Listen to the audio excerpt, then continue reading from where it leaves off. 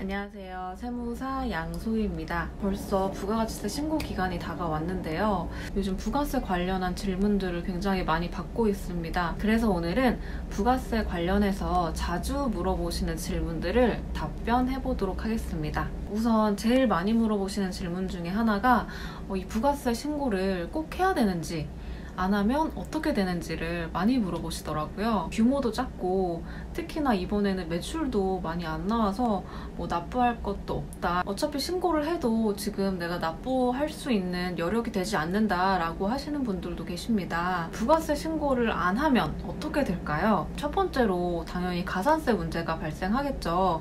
이 가산세도 신고에 대한 가산세, 납부에 대한 가산세, 이 두 가지가 각각 적용이 되기 때문에 신고와 납부, 즉 신고도 안 했으면 당연히 납부도 안 했겠죠. 그러면 신고 불성실 가산세 뿐만 아니고 연체이자 성격의 납부 불성실 가산세까지 각각 적용이 되니까 굉장히 가산세 부담이 크겠죠. 신고에 대한 가산세는 일반적인 경우 20%거든요. 여기에 이제 하루당 연체이자 성격의 납부 불성실 가산세까지 적용이 되니까 내가 만약에 지금 납부할 여력이 되지 않는다라고 하면 신고라도 미리 해두시면 신고 불성실 가산세는 피하실 수가 있는 겁니다. 그리고 특히나 우리가 5월 달에 종합소득세 신고를 하잖아요. 이때 기반으로 쓰는 자료가 이 부가가치세 신고 자료입니다. 부가세 신고한 자료를 바탕으로 그게 5월 달에 종합소득세 신고까지 연결이 되기 때문에 부가세 신고를 누락하거나 잘못하게 되면 5월 달에 종합소득세 신고까지 영향을 미치게 됩니다. 이뿐만 아니라 나라에서 지원금을 받는다든지 또는 금융기관에서 대출을 받는 경우가 있잖아요.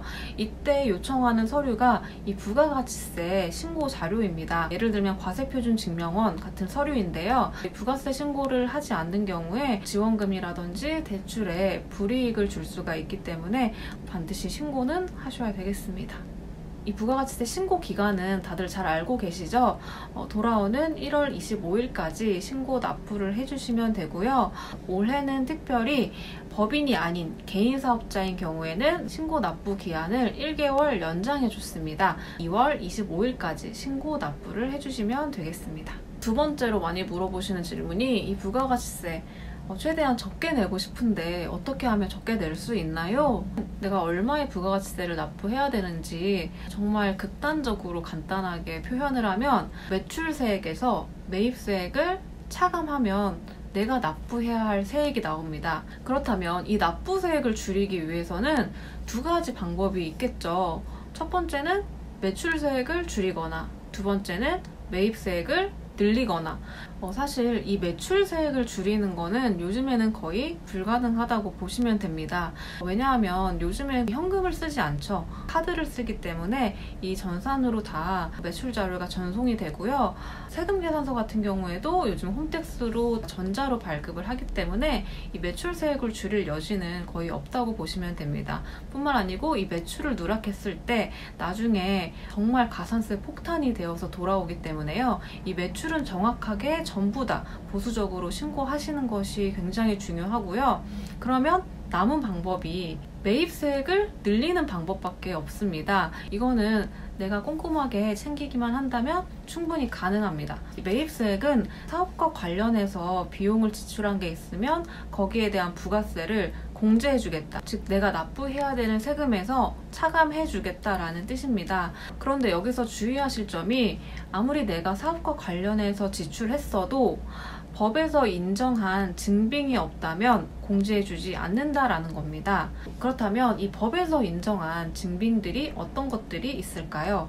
총 4가지만 기억하시면 됩니다. 첫 번째는 세금계산서, 두 번째 계산서, 그리고 현금영수증, 마지막으로 신용카드 매출전표 등 4가지 증빙만 인정이 되고요. 이게 아니고 간이 영수증이라든지 이런 것들은 내가 사업과 관련했어도 매입세 공제는 받을 수 없다라는 점 꼭 참고를 해주시면 좋겠습니다. 세금계산서나 계산서 같은 경우에는 요즘에는 다 전자로 자동으로 불러와실 수 있는 거고요. 이 종이로 받으신 세금계산서가 간혹가다 있을 거예요. 임차료 같은 경우에는 요즘에도 종이로 수기로 쓰는 경우가 있거든요. 그래서 그거는 내가 따로 잘 모아두었다가 별도로 입력을 해야 매입세액으로 공제가 되니까요. 이 종이 세금계산서 꼭 챙기시는 게 중요하겠습니다. 이렇게 매입세액을 최대한 반영해서 납부세액을 줄이더라도 그래도 혹시나 더 줄일 수 있는 여지가 있는지 체크를 해보시는 게 좋습니다.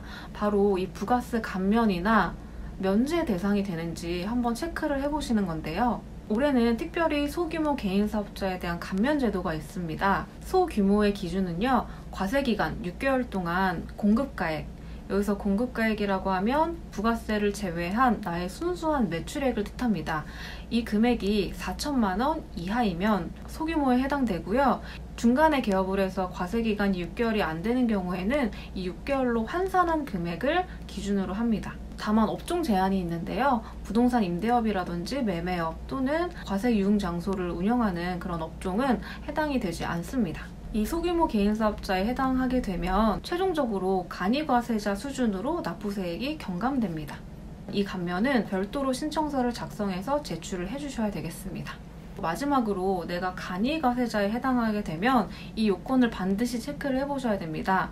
납부 의무를 면제해주는 조항인데요. 간이과세자에 해당하고 1년간 공급대가, 즉 부가세를 포함한 매출액이 4,800만 원 미만인 경우에는 부가세 납부세액이 있더라도 이 납부세액을 전액 면제를 해주는 겁니다. 굉장히 큰 혜택이죠. 여기서 주의하실 점은 신고는 하되 납부만 면제를 해주는 겁니다. 그래서 납부세액은 없더라도 반드시 신고는 하셔야 되겠습니다. 그럼 오늘은 여기까지 하고요. 더 궁금한 게 있으시면 댓글로 남겨주시면 되겠습니다.